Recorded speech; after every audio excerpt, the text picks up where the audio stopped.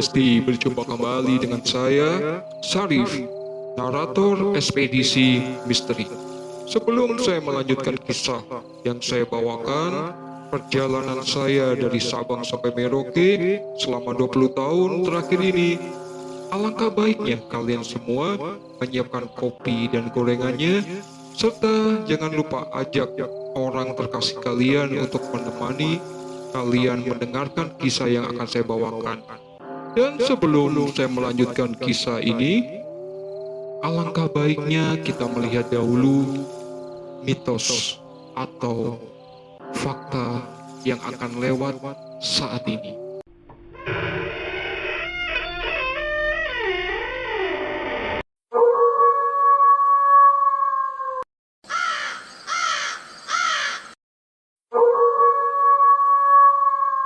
Halo Besti, pastinya kalian semua sudah menyiapkan kopi dan gorengannya dan juga sudah ditemani oleh orang tercinta kalian untuk melanjutkan mendengarkan kisah perjalanan saya selama di daerah Kabupaten Banyuwangi. Di episode 3 ini saya akan membawakan atau menceritakan tentang perjalanan saya saat berada di daerah Glenmore. Yang belum atau baru menemukan channel ini bisa melihat di konten sebelumnya agar lebih nyambung. Oke, tanpa berlama-lama lagi, saya akan memulainya. Saat itu saya Ali sedang di rumahnya Mbak Siti. Mbak Siti ini nenek dari Ulfi, pekerja atau ART di rumah saya. Singkat cerita, saat itu Mbak Siti baru saja pulang dari rumah sakit karena mengalami sakit diare yang cukup parah. Dan setibanya di rumah, Mbak Siti ini bercerita tentang legenda yang sudah beredar di masyarakat. Legenda ini tentang kerajaan Macan Putih yang berada di Gunung Raung. Dan sudah terkenal Gunung Raung ini Gunung Merapi ketiga kalau nggak keempat yang tertinggi di daerah Jawa. Dan juga jalur pendakian ini cukup ekstrim. Cukup ekstrimnya itu di jalur pendakian ini sisi kanan dan kirinya itu sudah jurang. Salah melangkah sedikit pindah alam atau masuk ke alam goib alias metong. Singkat cerita, Mbak Siti ini bercerita bahwa di Gunung Raung ini berdiri sebuah kerajaan Macan Putih dan berdiri sejak tahun 1683. Bisa dibayangkan sekarang tahun berapa dan kira-kira itu kerajaan modelnya kayak apa. Oke, sambil menemani kalian untuk berpikir dan menghayal, saya lanjutkan ceritanya. Kemudian saya saat mendengarkan cerita dari Mbak Siti ini, saya berpikir dan saya bertanya kepada Mbak Siti, itu yang jadi rajanya di kerajaan itu siapa, Mbak? Saya bertanya seperti itu dan Mbak Siti menjawab, ya rajanya manusia. Dan saat itu saya berpikir, oh manusia. Saya pikir rajanya ya macan, karena namanya juga kerajaan Macan Putih. Berarti ya dari rajanya, pengawalnya, dan semua penghuni di kerajaan itu adalah macan, bukan manusia. Disitulah Mbak Siti menjelaskan bahwa raja dari kerajaan Macan Putih ini itu seorang raja atau seorang pangeran, anak keturunan dari Majapahit, dan raja ini bernama Raja Tawang Alun. Di situ saya berpikir, berarti kalau saat ini masih hidup, udah tua banget. Dalam benak saya seperti itu. Dan singkat cerita, Mbak Siti ini pun masuk ke kamar untuk beristirahat, dan saya masih berpikir. Saat itu saya duduk di teras rumah Mbak Siti sambil masih terpaku dengan kata-kata atau cerita dari Mbak Siti ini. Singkat cerita, saat itu Ali menghampiri saya dan dia berkata, "Mas, mikir apa? Kok kayaknya dari tadi tak lihat bengong-bengong aja. Jangan bengong aja mas, nanti kesambet." Di situ saya mikir, emangnya kalau orang bengong harus kesambet? Tapi ya sudahlah. Akhirnya saya mengatakan apa yang saya pikirkan.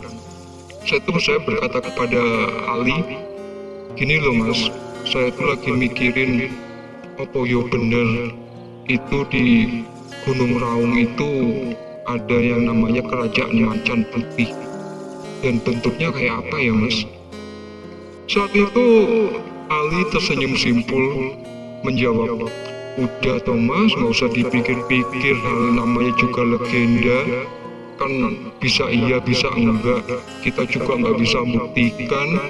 Mau buktikan gimana, kita lahir di abad berapa, di tahun berapa, dan kerajaan itu di abad berapa. Dan lagi, itu kerajaan juga nggak semua orang kok mas yang bisa lihat," kata dari Ali. Saat itu saya mulai makin penasaran dengan kata-kata Ali yang tidak semua orang bisa melihat, dan itu hanya legenda, dan itu mitos dan sebagainya. Tapi bagi saya ini lebih menantang rasa keingintahuan saya dan ketipuan saya. Singkat cerita, saya berkata kepada Ali, "Mas, gimana kalau besok pagi kita ke naik gunung itu, ke Gunung Raung? Saya ingin tahu, karena selama ini kan saya nggak pernah naik gunung mas," ucap saya. Saat itu Ali hanya berkata, "Ya nggak bisa Thomas, mau naik gunung, orang nggak bawa bekal, kita juga nggak bawa tas, terus gimana?" Dan saat kita berdua masih berpikir tentang tas atau rangsel dan tenda, tiba-tiba saya mendengar beberapa motor datang, dan ternyata itu bapak dan Gufron, adiknya dari Ali dan bapaknya Ali yang datang, karena mereka mendengar neneknya masuk rumah sakit, padahal udah pulang dan mereka telat. Tapi ya sudahlah. Singkat cerita, bapaknya Ali ini masuk ke dalam dan Gufron duduk bersama saya dan Ali di teras. Di situ Gufron ini bertanya, Gufron itu masih sekitar SMA kelas 1, jadi masih kecil, remaja lah. Seperti itu dia bertanya, "Mas, lagi ngobrolin apa sih, kok kayaknya serius banget?" Disitulah saya menceritakan bahwa saya ingin naik Gunung Raung karena penasaran dengan adanya Kerajaan Macan Putih dan bentuknya seperti apa. Singkat cerita, ternyata Gufron ini mendukung keinginan saya dan dia berkata, "Ya udah mas, ayo mas Ali, kita pinjem aja itu ke tempatnya anaknya Pak Le, kan suka naik gunung, pasti punya tas rangsel, pasti juga punya tenda." Singkat cerita, sore itu sekitar jam 6 atau jam 7 sore itu saya, Ali, dan Gufron berjalan menuju ke rumahnya Pak Le-nya atau omnya yang anaknya memang suka naik gunung atau hiking. Dan akhirnya kita di situ mendapatkan pinjaman tas rangsel, tenda, dan beberapa peralatan yang memang difungsikan untuk kita hiking, kita dapat pinjaman. Akhirnya sekitar jam 11 malam kita baru bisa beristirahat, baru bisa tidur. Saat itu saya belum benar-benar bisa tidur karena dalam benak saya masih membayangkan bagaimana bentuknya istana atau kerajaan macan putih. Ini yang membuat saya semakin penasaran dan gak bisa tidur. Singkat cerita, pagi pun tiba. Akhirnya saya, Ali, Gufron, bapaknya, neneknya, dan beberapa orang saudaranya yang tinggal di situ, kita menjalankan sholat subuh. Setelah sholat subuh, kita berpamitan kepada bapaknya Ali dan neneknya bahwa kita akan naik Gunung Raung. Saat itu bapaknya Ali ini berpesan, ya kalau mau naik ke Gunung Raung, hati-hati. Satu, jangan ngomong sembarangan. Nanti kalau sampai di pos Gunung Raung ini yang disebut dengan pos sumur, itu kalau mendengar gamelan atau suara-suara musik tradisional nggak usah dicari, abaikan saja.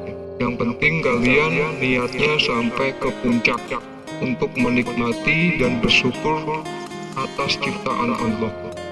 Pesan dari bapaknya Ali, dan kita bertiga, bukan lain saya, Ali dan Gufron, mengiyakan. Oh iya Pak. Akhirnya kita berangkat, mulai berjalan sekitar jam 6 pagi. Udah keluar dari rumah, melewati perkampungan, pedesaan, persawahan. Akhirnya saya, Ali, dan Gufron ini tiba di suatu perkebunan. Saat itu ditanami pohon tembakau. Dan di situ saya berpikir, ini kebun tembakau luas sekali ya, luas banget gitu. Dan tatapan saya, pandangan saya tertuju pada patung. Patung ini terbuat dari batu dan bentuknya seperti seorang wanita sedang hamil, dan posisinya membelakangi Gunung Raung ini. Dan saat itu saya berhenti sejenak melihat dengan detail itu patung, dan saya bertanya kepada Ali, Mas Ali, ini patung bagus banget ya, mengandung nilai seni cukup tinggi, dan ini terbuat dari batu, keren ini, yang bikin siapa? Saat itu Ali bercerita bahwa nama dari patung itu yang sering disebut oleh masyarakat adalah Arca Nyai atau Arca Nyai. Dan Arca itu, patung itu melambangkan ucapan syukur, ucapan kemakmuran dari warga setempat dari kebaikan Gunung Raung yang memberi kesuburan dan kesejahteraan kepada penduduk setempat. Dan arca itu sudah ada di perkebunan tersebut sekitar 4.500 tahun yang lalu. Di situ otak saya mulai berputar dan berpikir, ternyata orang zaman dahulu kala itu lebih pintar dan lebih canggih dibanding dengan orang zaman sekarang. Kenapa seperti itu?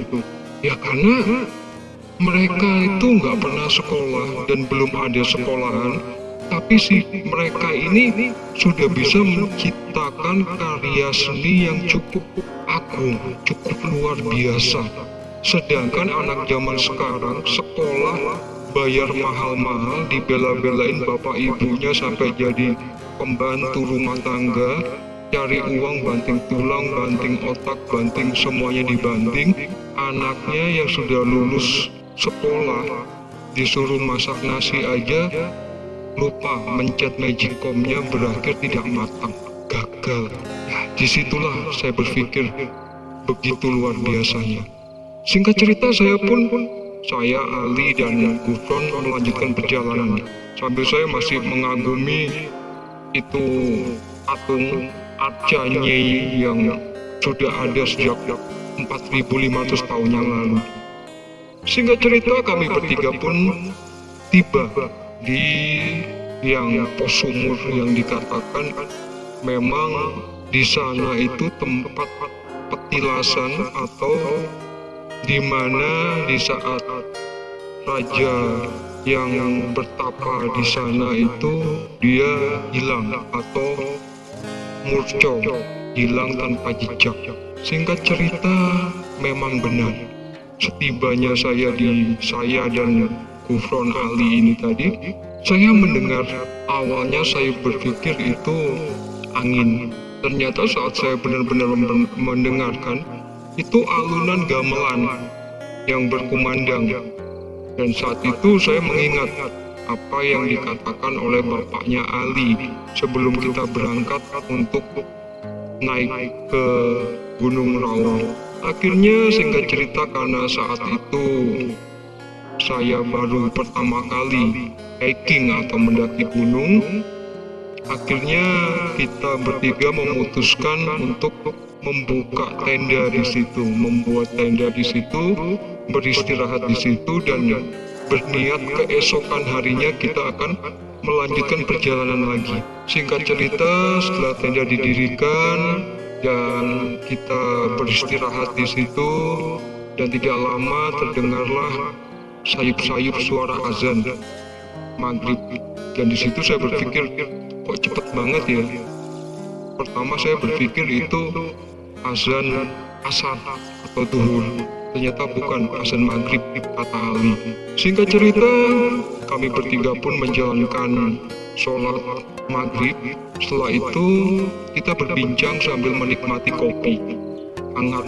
Itu suasana yang sangat indah saat kita berada di gunung. Di situ saya mulai bertanya kepada Ali, kenapa di gunung ini dinamakan Gunung Raung? Saat itu Ali menceritakan bahwa gunung ini anginnya cukup kencang dan suaranya seperti raungan macan, hingga masyarakat memberi nama gunung ini Gunung Raung. Singkat cerita, setelah kita ngobrol-ngobrol menceritakan tentang hal yang ada di Gunung Raung ini, akhirnya kita bertiga masuk ke dalam tenda untuk beristirahat. Singkat cerita, sekitar jam setengah 9 malam, saya, Ali, dan Gufron masuk ke tenda dan tidur. Dan karena saya benar-benar lelah, capek, akhirnya tanpa menunggu lama saya pun tertidur. Dan sekitar jam 1 malam, saya mendengar suara derap kaki kuda, dan sesekali saya mendengar suara lonceng dari kereta. Dan saat itu saya berpikir, memangnya di atas gunung bisa ya naik kuda dan itu bawa kereta, sedangkan jalurnya aja ekstrim, kiri kanannya udah jurang. Itu beloknya di mana ya? Gimana cara beloknya?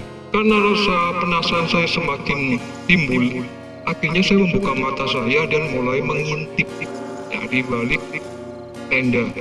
Dan saat itu benar saja, saya melihat ada kereta kencana ditarik oleh sekitar 8 kuda, yang kudanya cukup besar-besar dan berwarna hitam. Dan saat itu saya makin penasaran, ini kereta kencana dan kudanya ini mau kemana, tujuannya akan kemana. Karena saya yang super kepo, akhirnya saya keluar dari tenda dan memastikan apa yang saya lihat. Singkat cerita, saat itu kereta kencana ini lewat di depan saya, dan saya melihat di dalam kereta kencana ini ada seorang wanita yang cukup anggun, cantik. Dibandingkan dengan wanita zaman sekarang, tidak bisa keanggunan dan kecantikannya. Singkat cerita, karena saya terpesona dengan seorang wanita yang ada di dalam kereta kencana ini, akhirnya saya mengejar dan saya mengikuti kemana perginya kereta kencana ini. Dengan saya mengendap-endap dari satu pohon ke pohon lain, sampailah saya melihat ada sebuah gerbang yang cukup besar, kokoh, dan megah.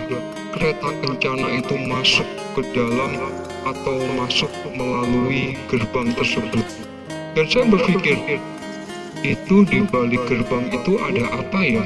Sambil saya jongkok bersembunyi di balik sebuah batu besar.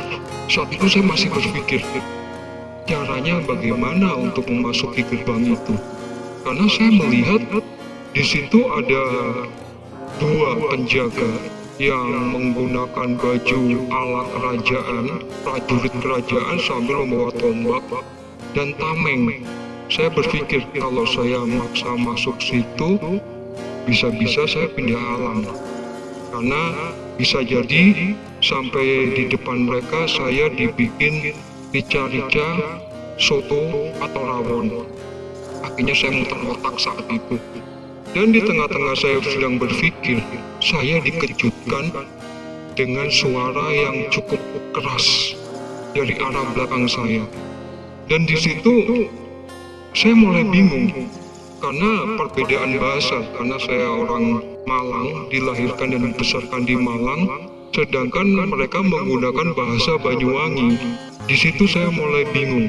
Dua lelaki itu, salah satunya bertanya kepada saya, "Sopo iro?"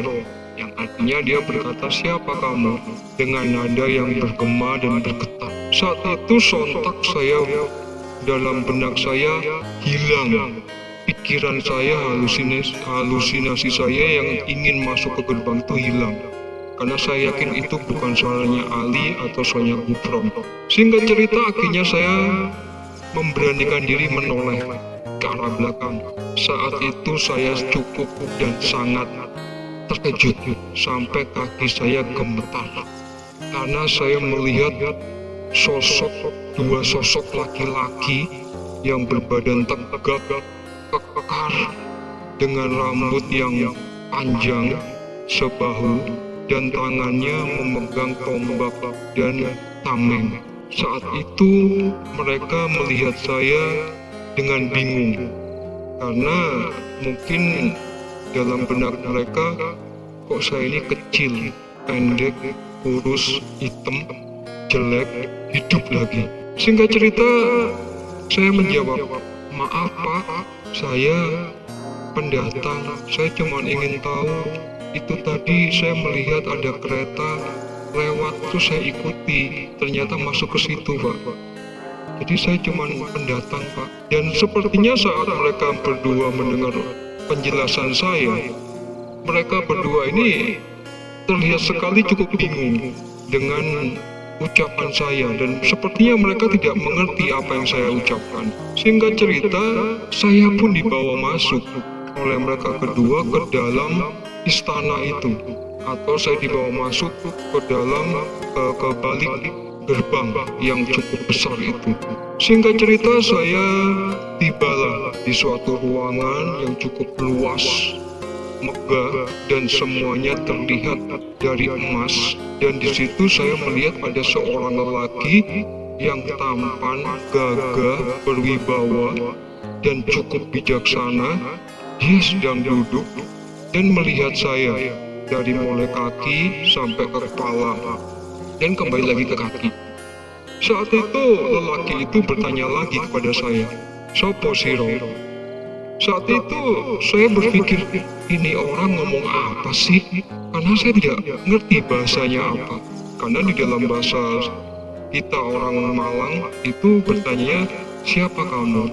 Saat itu saya mencoba menjelaskan siapa saya dan saya mengulangi kata-kata saya seperti yang diucapkan saat saya bertemu dengan dua penjaga atau dua prajurit tersebut. Saat itu lelaki yang duduk di singgasana ini seperti membisikkan sesuatu kepada lelaki di sampingnya yang usianya sekitar 60 tahun. Dan saat itu lelaki ini bangkit dari duduknya dan dia berjalan. Saat itu jantung saya sudah seperti genderang terang, berdegup sangat kencang karena saya berpikir sudah tamat riwayat saya kali ini. Dan saya ternyata berakhir di sini menjadi rica-rica. Saya bakal dimasak sama mereka. Itu dalam benak saya. Ternyata tidak lama kemudian datanglah sesosok wanita yang tadi saya lihat di dalam kereta kencana ini. Dia muncul dan dia memberi salam kepada laki-laki yang duduk di singgasana itu, dan sepertinya lelaki yang duduk di singgasana itu berkata sesuatu. Kemudian wanita yang cantik, anggun, dan bijaksana ini, dia menoleh ke arah saya. Dia menengok dan tersenyum. Ya karena dia tersenyum, ya saya balas dengan senyuman. Meskipun saya tidak tahu apa arti dari senyumannya itu. Apakah arti senyumannya itu berpikirnya saya kalau dimasak rica-rica atau soto atau rawon enak, atau hal lain. Yang penting dalam benak saya saat itu ada orang tersenyum, saya senyum. Saya balas dengan senyuman. Hingga berakhirnya kalau saya saat ini berjalan dan ada orang gila tersenyum, saya senyum. Akhirnya bisa disebut sama-sama gila. Oke cus, kita lanjut ceritanya. Singkat cerita, lelaki yang duduk di singgasana itu bertanya kepada saya, siapa keluarga kamu? Di situ saya menceritakan mulai dari nenek saya, kakek saya, paman saya, bibi saya, bapak saya, ibu saya, sampai hewan peliharaan saya. Saat itu, lelaki yang duduk di singgasana ini sempat tertawa mendengar jawaban saya. Saat itu, lelaki yang duduk di singgasana ini berkata kepada prajuritnya, menyuruh untuk membawa saya ke kamar. Karena saya tahu bahasanya yang bagi saya tidak asing, jadi saya tahu ke kamar. Di situ saya berpikir, kamar bagi mereka ini kamar penjara, kamar tidur, kamar mandi, kamar mayat, apa kamar yang mana? Karena begitu banyak jenis kamar. Akhirnya saya pun dibawa oleh dua prajurit masuk ke dalam kamar itu. Singkat cerita, saat saya tiba di kamar itu saya cukup terkejut. Karena kamar ini cukup luas. Kalau di rumah saya, satu kamar yang dikatakan kamar oleh mereka itu, di zaman saya itu satu rumah. Karena luas sekali. Dan di sana terlihat tempat tidur yang sangat bagus, mewah, dan semuanya terbuat dari emas. Dan di sana saya juga melihat ada meja bulat yang terbuat dari marmer putih dan bangkunya terbuat dari emas. Dan semuanya dari emas. Di situ saya berpikir, apa ini yang namanya kerajaan ya? Tetapi anehnya saat itu saya tidak teringat sama sekali dengan cerita yang dikatakan oleh Mbak Siti tentang kerajaan macan putih. Karena selama saya masuk ke dalam tempat itu, saya tidak melihat ada satu macan pun di sana. Semuanya orang. Dan di situ saya duduk sebentar dan sambil melihat ke sekitar kamar itu yang megah dan aroma yang wangi.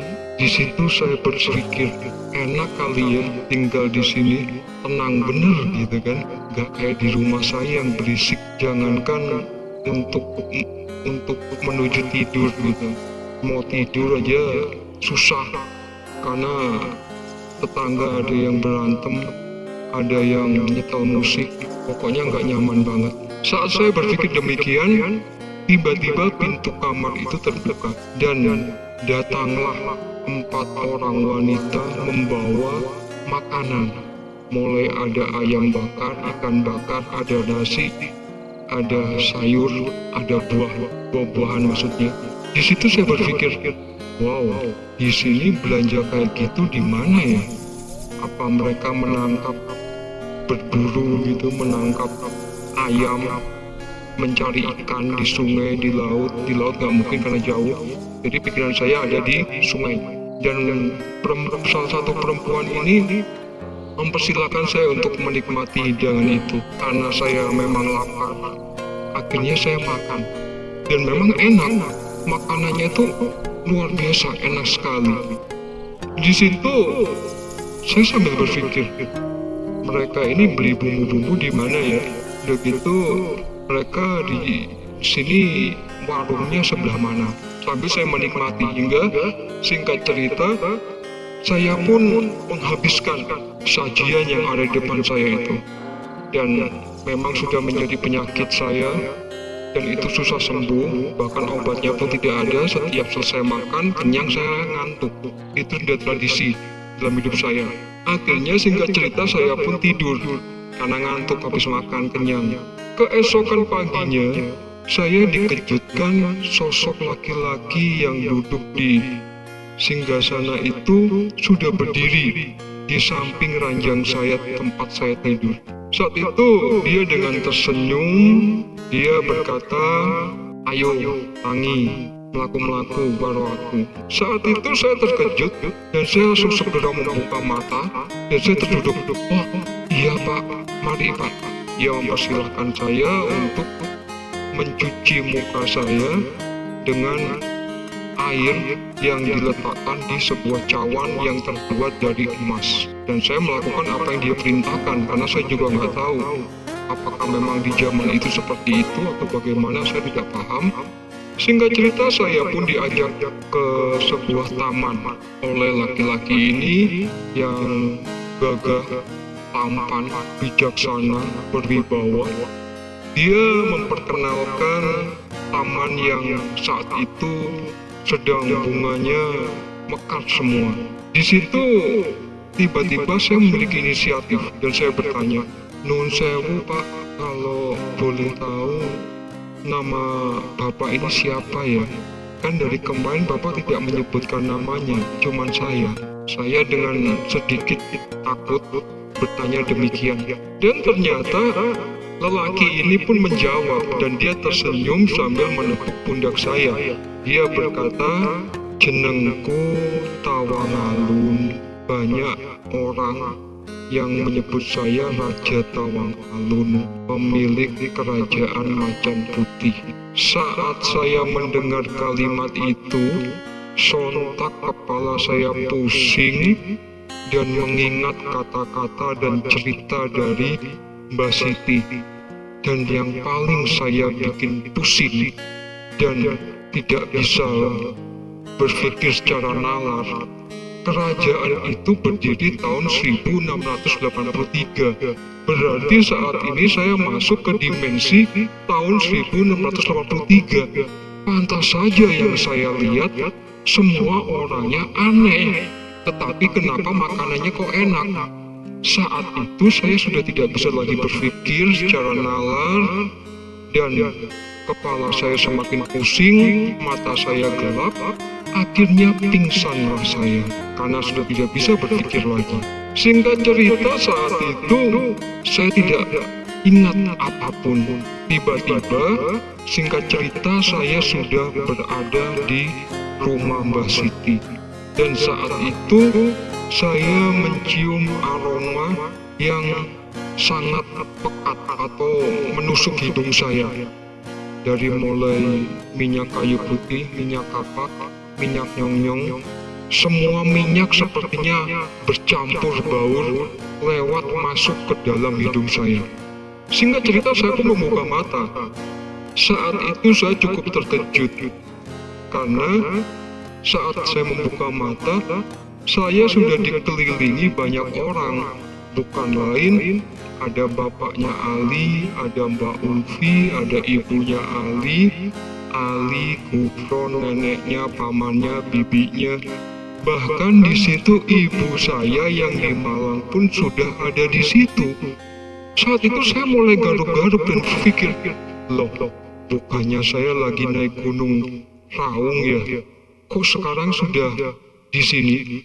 Dan ibu ngapain datang ke sini? Saat itu, saat saya membuka mata, mereka semua mengucapkan Alhamdulillah, akhirnya sadar. Saat itu saya berpikir, lah memangnya saya pingsan? Kan saya nggak pingsan, saya habis jalan-jalan di taman. Dalam ingatan saya seperti itu. Dan saat itu, ibu saya segera memeluk saya sambil menangis. Dan saya bertanya kepada ibu saya, "Bu, ngapain nangis? Memangnya aku mati? Aku masih hidup?" Saat itu ibu saya bercerita bahwa saya sudah hilang selama 40 hari. Bahkan ibu saya sampai sudah mengadakan acara tahlilan selama 7 hari. Dan saat saya ditemukan itu hari yang ke-40, dan ibu saya akan mengadakan acara tahlilan 40 harian saya. Di situ saya makin shock, karena dalam benak saya hanya tidur semalam. Tapi kata dari ibu saya sudah hilang selama 40 hari. Dan saya ditemukan di pos sumur oleh anjing pelacak milik tim SAR. Disitulah suatu hal yang bagi saya pengalaman sangat mistis dan di luar nalar, bahwa saya masuk di dalam kerajaan macan putih yang melegenda berada di Gunung Raung. Jadi semua yang saya alami saat itu saya ceritakan kepada ibu saya, kepada bapaknya Ali, dan kepada keluarganya Ufini. Semua saya ceritakan bahwa itulah yang saya alami, dan mereka semua terperangah mendengar cerita saya, yang mereka semua awalnya berpikir itu hanya sebuah legenda atau hanya sebuah mitos, tapi ternyata benar. Jadi pesan saya saat kita naik ke gunung, hiking, mendaki, jangan pernah berpikir macam-macam, fokus, jangan memiliki keinginan yang aneh-aneh. Karena saat kita datang ke alam bebas, apapun yang kita pikirkan itu akan terjadi.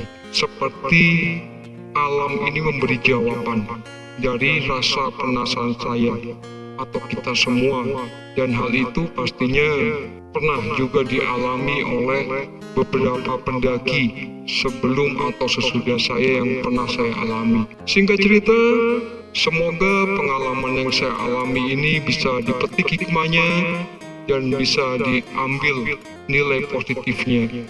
Semoga kita bisa bertemu lagi di episode dan kisah selanjutnya.